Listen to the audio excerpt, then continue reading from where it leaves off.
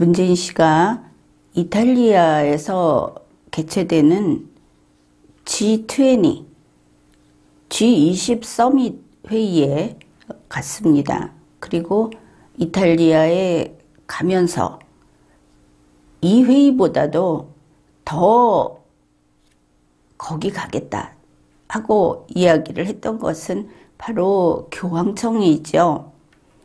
교황을 만나겠다. 그런 것입니다. 문재인 씨가 교황을 만나서 하려는 것은 그를 평양에 보내고 싶은 겁니다. 그리고 평양에 가서 교황이 평양에 갔다 오면 이게 그냥 갈 수 없죠. 지난번 리마연에서 방송을 했습니다. 교황이 평양을 가는 것은 종교의 자유도 없고 그런 거기에 가는 것은 인간의 목숨을 소중하게 여겨서 백신을 전달하기 위해서 가는 것이다. 이제 그런 목적으로 갈 수 있다 하는 이야기를 했었습니다. 그 비용은 물론 우리가 되는 것이죠. 우리가 청하는 것이니까. 그래서 교황이 백신을 들고 평양을 가도록 하는 것. 이것이 첫째 목표고, 그러면 그것으로 끝인가 하면 그렇지는 않습니다. 문재인 씨 자신이 원하는 것은 2022년 북경 올림픽 때 거기에서 남북회담을 하는 것, 그게 꿈에도 그리는 문재인 씨의 지금 기대하고 있는 바라는 것을 알고 있습니다. 김정은이에게 그러면 선물을 줘야 할 텐데 코로나19 백신 이것은 지난번에도 한번 국회의장을 보내서 그런 이야기를 하고 또 어떤 절차를 진행했는지 모르겠지만 백신은 그때도 보내겠다고 했었습니다. 이번에 백신을 보낼 것은 분명해 보이죠.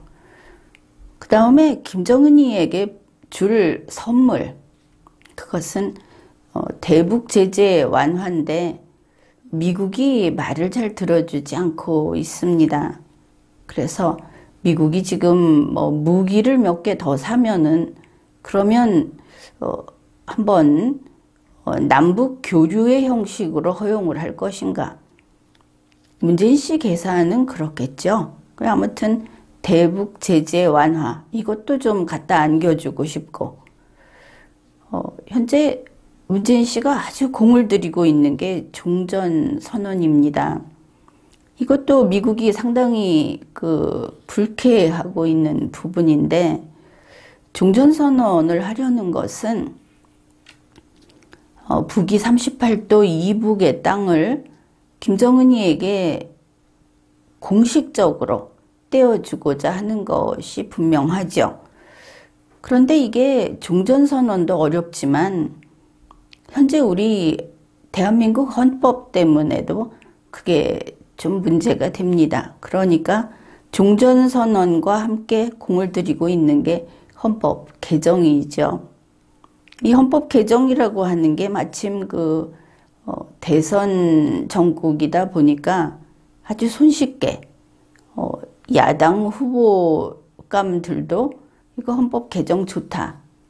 나라 팔아먹자는 후보들인데 아무튼 문재인 씨로서는 이게 참 좋은 기회다 그렇게 여길 겁니다. 김정은이에게 줄 선물은 또 있습니다. 한미연합훈련을 거부하고 있는데 이걸 어떻게 하면 한미연합훈련을 종료할 수 없을까? 그게 아주 또 좋은 선물이 되겠죠. 더 좋은 것은 미군 철수까지 하는 것이다. 이렇게 볼 수 있겠습니다. 그러면은 문재인 씨가 이와 같은 선물을 김정은이에게 주고 그리고 기어이 그 마지막 순간까지도 남북회담이라는 것을 한번 하고 싶다 하는 것은 겉으로 내세운 명분은 이렇습니다. 한반도에서 전쟁을 종식시키고 싶다. 문재인 씨 말로는 한반도에서 전쟁이 나지 않도록 하면 그게 바로 평화다. 이렇게 말을 합니다. 그러니까 문재인 씨의 평화는 지금 어떻게 전개될 것인가? 우리가 좀 예측을 해보면 핵을 보유하고 있는 김정은 정권과 우리가 앞으로 영원히 얼굴을 맞대고 살아간다. 잡아먹혀서 하나로 되는 그날까지 이것을 알 수 있습니다. 이게 문재인 씨의 평화라는 것이죠. 어째서 이렇게 비관적으로 이야기하느냐. 김정은 정권은 핵을 포기하지 않습니다. 그 이야기를 좀 더 할 것인데 우리는 핵이 없습니다. 그렇죠? 궁극의 무기라고 하는 핵을 가진 자와 핵을 갖지 않는 자가 나란히 살면 거기에서 둘 사이에 충돌이 생겼을 때 협상은 답이 정해져 있습니다. 전쟁을 하지 않는다고 하면은 전쟁을 하면 핵이 있는 자가 이기고 핵이 없는 자가 죽을 것이고 전쟁을 하지 않는다고 하면 핵이 없는 자가 핵이 있는 자에게 항복하는 겁니다. 이거를 평화라고 하는 것이죠.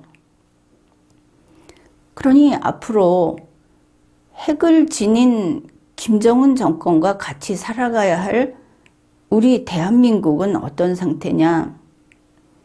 핵이 없고 미군도 없고 그리고 지금 문재인 민주당 정권이 늘 이야기하듯이 젊은이들이 군에 가는 게 얼마나 아깝냐.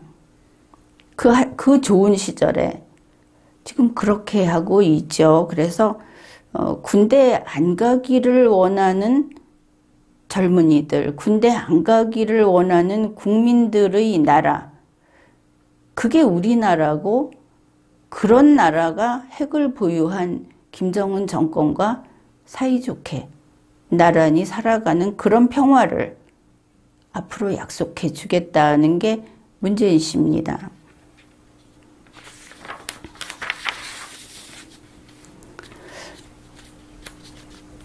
이번 10월 28일 문재인 민주당 정부의 국정원이 국회 국정감사에서 이런 내용을 보고했습니다. 북측의 김정은이가 그 김정은 세력이 2021년 1월 8차 노동당 당대회를 했는데 그 당대회 회의장에 예전 같으면 크게 벽면 전체를 가리고 있었을 김일성, 김정은 사진을 없앴다. 이거는 엄청난 일이죠. 우리가 알고 있던 게 뭡니까? 미이라를 보관한다는 무슨 궁전 이런 게 왜 있느냐 하면은 아직도 그 북측의 지도자는 그 수령은 김일성밖에 없다. 그래서 유훈통치라는 걸 하는 겁니다. 불멸의 존재로서 신처럼 그 김일성이 내린 명령에 따라서 그 다음에 대를 이어서 통치를 한다. 그래서 그 미이라를 복원을 하고 거기 가서 참배를 하고 이랬던 것이죠. 그런데 이번에 그 사진을 없앴다. 그러면은 그 궁전도 없앨 것인가? 그것도 궁금하죠. 그게 있는 한 유훈통치라고 하는 거는 계속 흔적이 남아 있을 테니까. 그리고 국정원에서 이런 보고를 했습니다. 북한에서 김정은주의라고 라는 용어를 쓰고 있다. 그러니까 스탈린주의, 마르크스주의 이런 식으로 김정은주의라는 말을 쓰고 있다. 이렇게 보고를 했습니다. 이와 관련해서 미국의 전문가들은 이 김정은주의, 영어로 김정은이즘, ISM을 끝에 붙여서 이 말이 등장한 것이 김정은 시대가 출범했다는 뜻으로 본다. 심각하게 받아들이는 것을 알 수 있습니다. CNA, 이게 미국 해군 분석센터인데 거기에 적성국 분석국장 켄 고스가 이렇게 말을 했습니다. 김정은주의라는 것은 이제 북한이 김정은 시대로 완전히 전환됐다는 뜻이다. 그러니까 김정은은 김일성의 손자, 김정일의 아들, 이게 아니고 그냥 김정은이다. 이런 겁니다. 여기에는 굉장히 중요한 그 함의가 있습니다. 이것을 또 고스 국장은 또 이렇게 말을 합니다. 김정은이 이제 북한 정권은 나 김정은의 것이고 이 정권의 권한과 또 지혜의 유일한 원천은 바로 김정은 나다 이렇게 선언을 한 것이다. 지금까지는 그 어버이 수령은 김일성밖에 없었죠. 이제는 김정은이가 어버이 수령이 된다 하는 겁니다.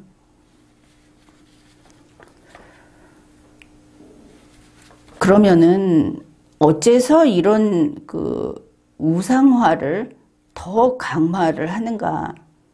그게 김정은이가 집권한 지가 벌써 10년이 됐고 이제 이 정도 됐으면 계속 이 사람이 그 자리에 있을 것인가? 아니면은 교체가 될 것인가?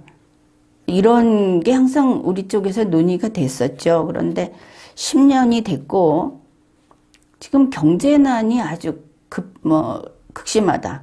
북한의 경제난이 극심해서 그래서 김정은이를 어버이 수령으로 이렇게 우상화하는 작업을 하면서 그러면은 이제 정통성이 김정은 자신에게 가게 되겠죠. 그래서 이렇게 하는 전체주의 체제를 아주 강화하는 이런 방법을 쓸 수밖에 없는 것으로 본다. 이렇게 분석을 했습니다. 그런가 하면 CIA 출신 수김 랜드 연구소의 연구원은 이렇게 이야기를 했습니다. 김정은주의라는 것은 북한 그리고 김정은이가 국제사회에 대해서 저항하는 신호로 내놓은 거다. 이제 타협이나 어떤 그 이해를 바란다거나 이런 게 아니고 싸우겠다. 필요한 게 있으면 뺏어가겠다. 이런 식으로 봐야 하겠죠. 그래서 국제사회가 김정은이를 저게 그 자기 권력을 유지하지 못할 거다.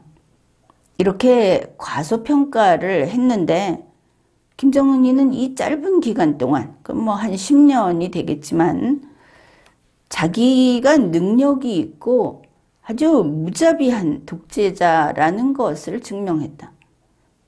공포정치를 하는데 이제 그 북한을 장악했다. 확실히 이런 뜻입니다. 김정은이 권력이 더 단단해지고 더 거대해지는 이거는 여전히 계속되고 있는데 이걸 김정은 정권 입장에서 보게 되면 이렇게 하면 할수록 이제 김정은이가 수령이다. 김일성, 김정은하고 상관없이 그리고 김정은주의라는 것을 이념으로 그거를 이제 추종하게 된다 하는 게 그 충성을 확보하고 또 질서를 유지하는 다시는 도전한다든지 뭐 흔든다든지 하는 게 있을 수 없도록 하기 위해서 그렇게 어떻게 된다는 겁니까? 김정은이는 더 무섭고 강하고 두려운 자, 뭐 그래서 위대한 자, 이제 이런 쪽으로 방향을 잡았다. 그런 뜻입니다. 우리가 그 북한에서 김일성주의라는 게 사실은 지금까지 북한을 지배했다고 보면 되겠습니다. 그것을 주체사상 이렇게 부르죠. 즉 그 내용이 이렇습니다. 말만 들으면 그런데 이 말이 우리하고는 근본적으로 다르다는 것을 기억해야 합니다. 인민 대중이 혁명과 건설의 주인으로 나서야 한다. 혁명은 사회주의 혁명입니다. 그러니까 맨 처음 시작할 때는 마르크스 레닌의 이상국가, 그 사회주의 혁명이고 건설은 그걸 건설하는 건데 말은 주인인데 전부 일꾼이죠. 일을 해야 한다. 그런데 민족이 자력갱생함으로써 참된 사회주의를 이룩할 수 있다. 그래서 내세운 기치가 사람이 자기 운명의 주인이다. 이게 참 묘합니다. 사람이 자기 운명의 주인이다 그러면 우리 대한민국에서는 개인의 자유를 중요시하기 때문에 이거 맞는 말이다 이렇게 생각할 수 있습니다. 그런데 이 사람이 자기 운명의 주인이다라는 거는 전혀 그 뜻이 아닙니다.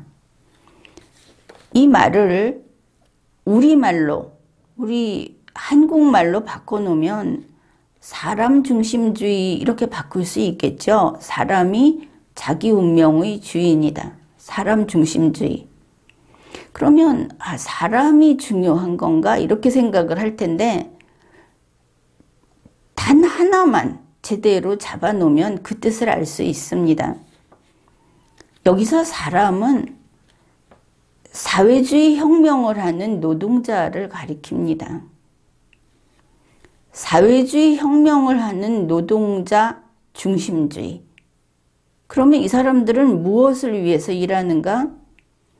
자기의 행복은 아니고 자기 가족의 행복도 아니고 오직 조국이, 그러니까 북한을 조국이라고 하죠. 그들의 조국이 사회주의 공화국으로 그렇게 되기 위해서 혁명에 자기 인생을 바치는 그 사회주의 공화국을 건설하는데 자기 인생을 바치는 그런 운명의 주인이다. 그런 운명의 일꾼이다. 노동자다. 이런 뜻입니다. 우리말하고는 완전히 다릅니다. 북한은 집단주의라고 분명히 밝히고 있습니다. 모두 그 북한이라고 하는 그 전체의 목표는 사회주의 이상국가를 건설하는 그런 것이기 때문에 목표가 다른 것이죠. 개인에게 평양의 시민을 붙잡고 너의 꿈은 뭐냐 이러면은 사회주의 공화국 건설이라고 해야지 나는 방송국 아나운서가 되고 싶어요. 이런 식의 이야기를 하면 안 되는 겁니다. 헌법 위반이죠.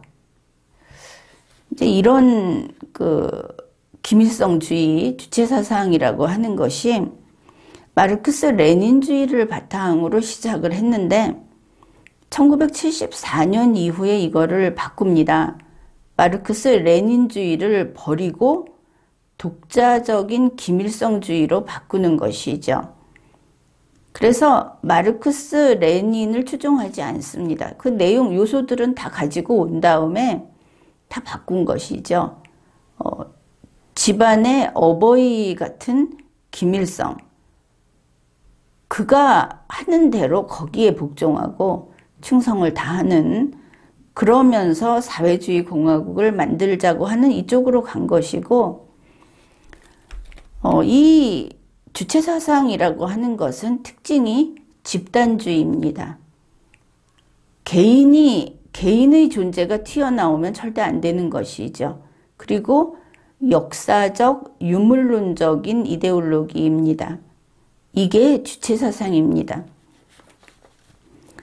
그런데 이 김정은주의라고 하는 것은 대표적인 것이 인민대중 제일주의.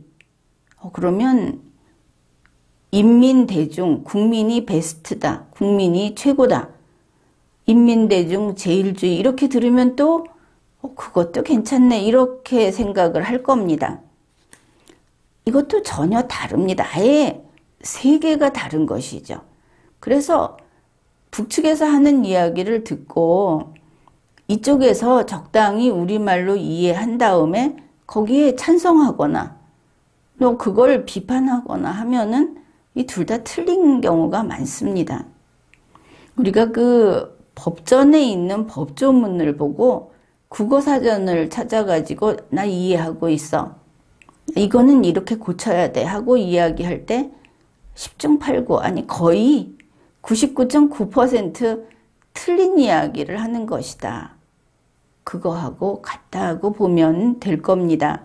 그러니 우리 학생들이나 근로자들이나 이 북측의 약간 온건하게 표현한 이런 말들을 보면서 우리 대한민국은 부조리로 가득 차 있고 불평등하고 이 북한은 그렇지 않은 것 같다고 오해할 가능성은 대단히 높습니다.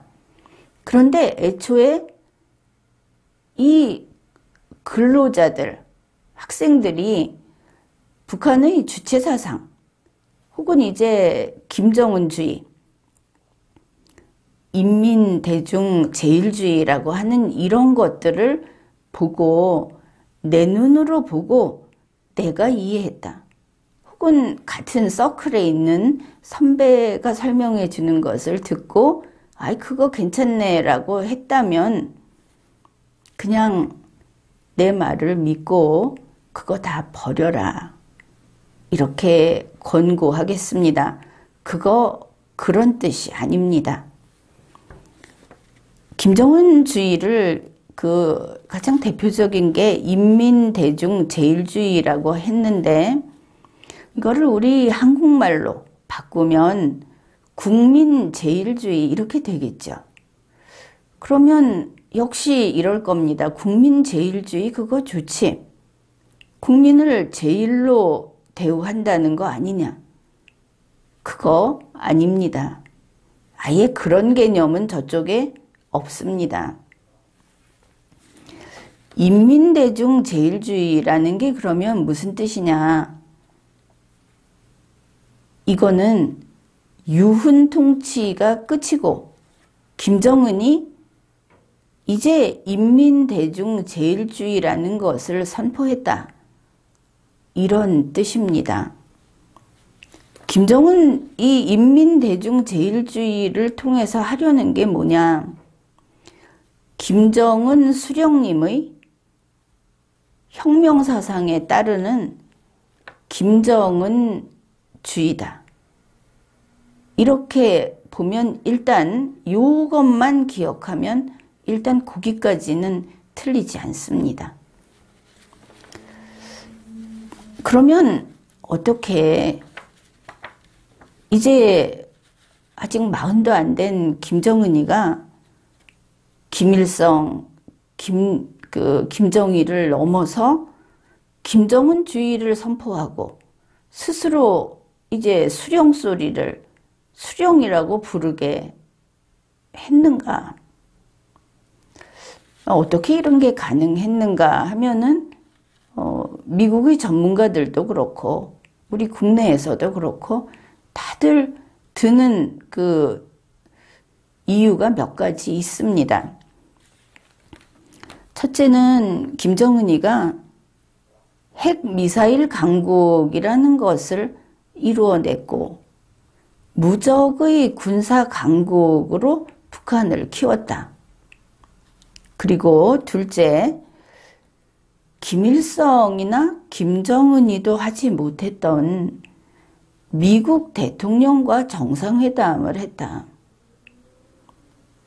그 다음에 북한의 국제적인 위상을 대단히 높였다.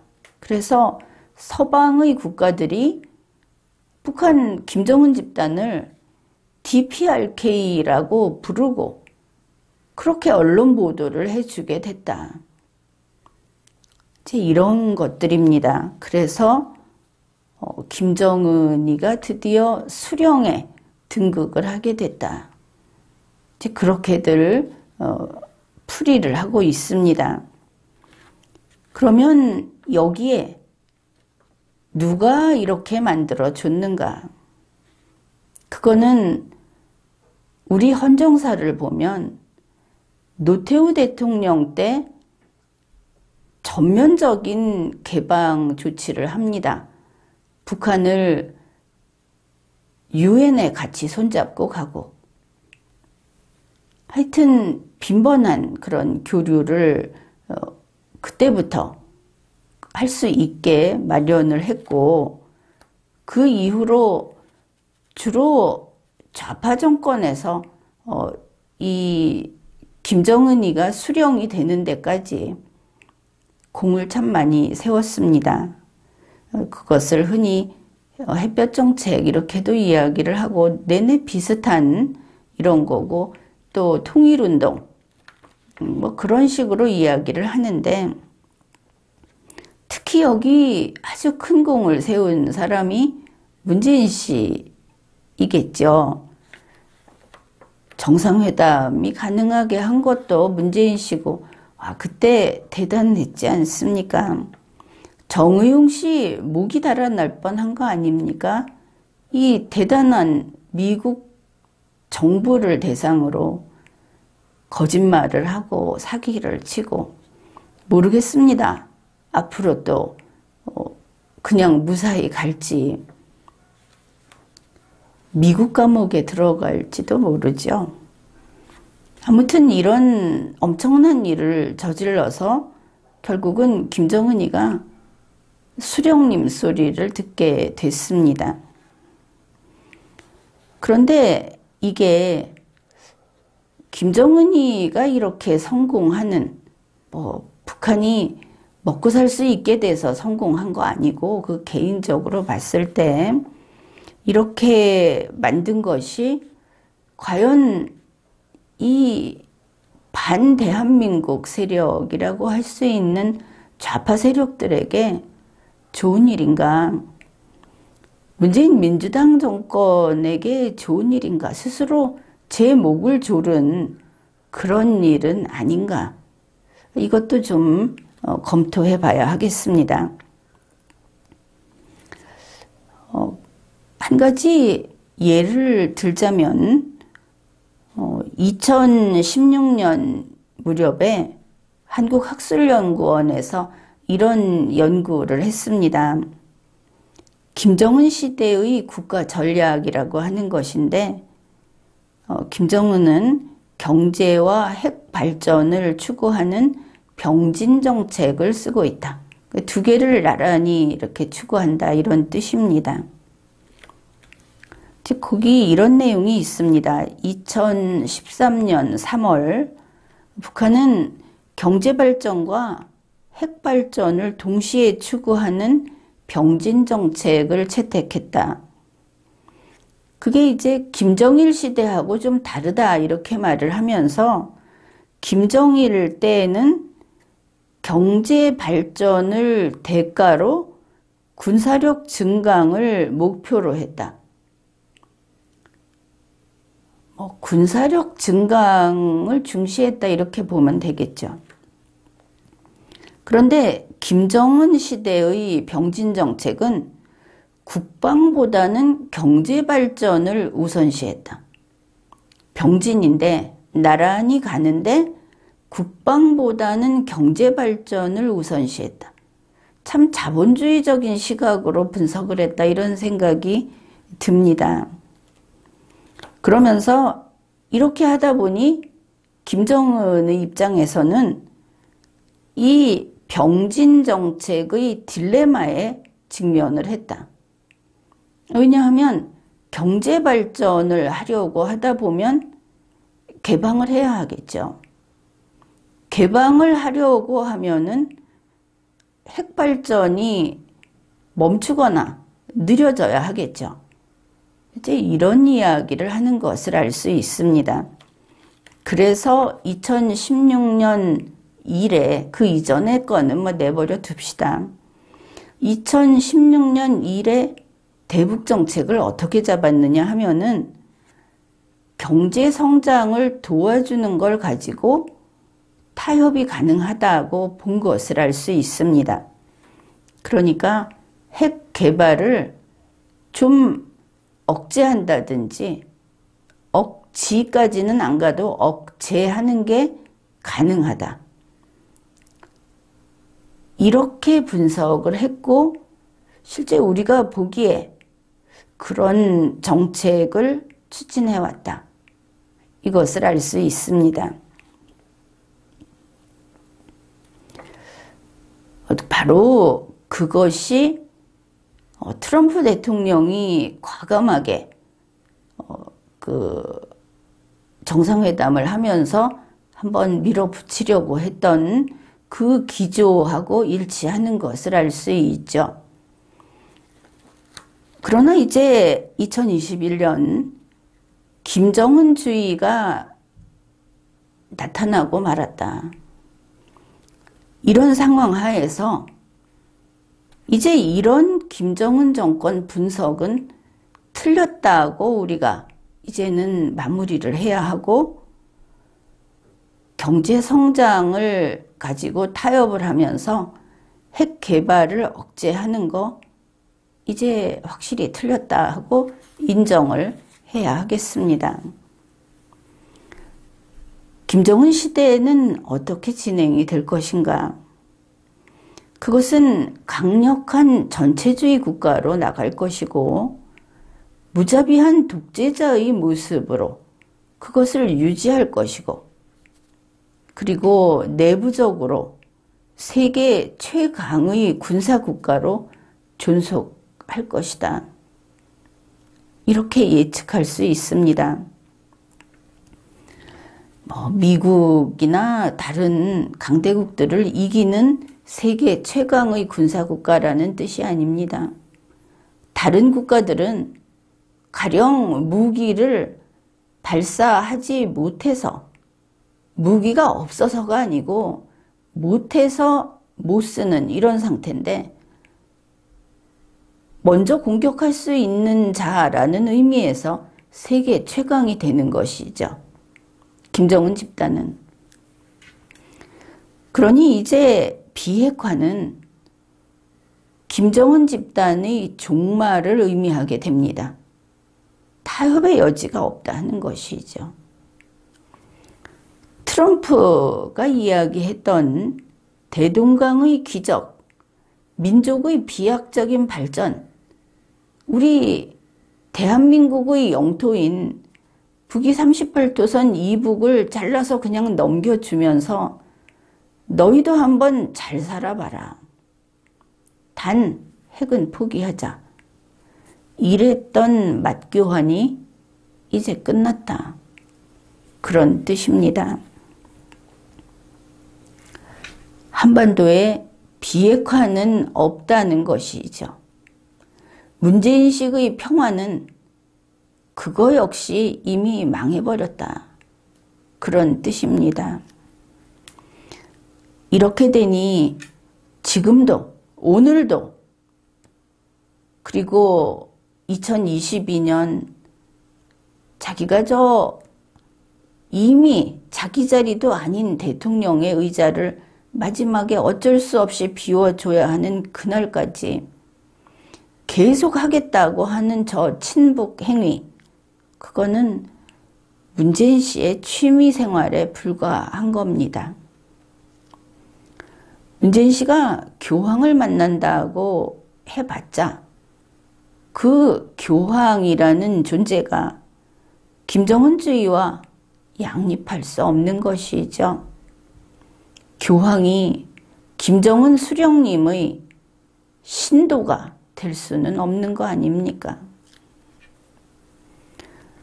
문재인 씨는 지난 세월 그리고 이 5년 내내 결국 이렇게 사는 겁니다. 올해는 국빈 방문 스탬프를 5개 찍어야지. 이 목표를 달성하기 위해서 살아왔다. 바로 그것을 문재인 정부의 국정 목표로 삼아왔다. 이거 우리가 경험으로 알고 있습니다. 김정은주의라는 것은 북한 정권이 이제 핵 보유국으로서 무적의 군사 강국으로서 그렇게 자주를 지키겠다. 이런 뜻입니다. 김정은주의라고 하는 것은 시진핑주의처럼 이제 김정은이하고 평양이 같이 가는 그런 전체주의입니다. 전체주의의 구호가 이것입니다. 이 김정은주의 하에 전체주의는 이렇게 되는 것이죠. 평양은 김정은을 위하여, 그리고 뒤에는 김정은은 평양을 위하여 이래야 하는데 그게 아니고 사실은 또 평양은 김정은을 위하여. 왜냐하면 김정은이가 평양을 위할 테니까. 그래서 끊임없이 김정은이를 위하여만 있는 그런 세계가 될 겁니다. 이렇게 되니 김정은은 곧 핵 무력이다. 이런 등호가 성립이 됩니다. 결국 김정은은 결코 핵을 포기하지 않는다. 자기 자신이 핵이니까. 이 핵을 유지하지 못하면 김정은주의도, 김정은 혁명사상도, 김정은 수령님도 없기 때문에 이렇게 되는 겁니다. 이제 비핵화는 없습니다. 문재인을 어떻게 하시겠습니까? 지금까지 리걸마인드 연구소였습니다.